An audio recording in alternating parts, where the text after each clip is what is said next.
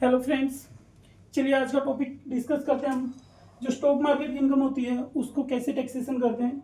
Stock market की जो income है उसको मेनली टू पार्ट्स में डिवाइड करते हैं, इक्विटी और एंड नॉन इक्विटी। इक्विटी को हम फर्दर थ्री टाइप्स में डिवाइड कर लेते हैं, short term and long term, intraday, F and ओ।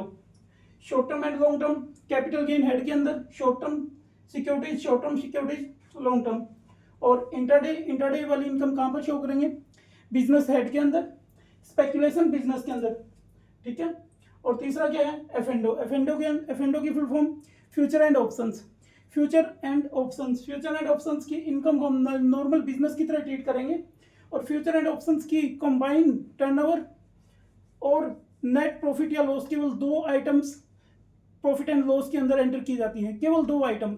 एक तो दोनों की कंबाइंड मतलब टर्नओवर और दूसरा प्रॉफिट या लॉस, ठीक है।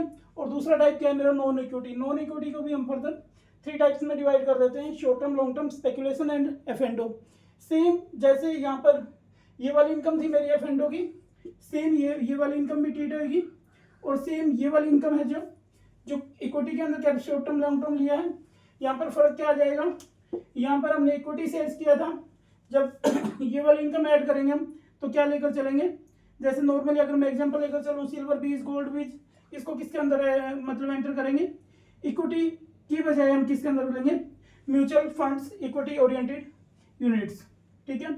और दूसरा मेरा स्पेकुलेशन, तीसरा एफ एंड ओ का वही same combined turnover and net profit या लॉस। Thanks for watching.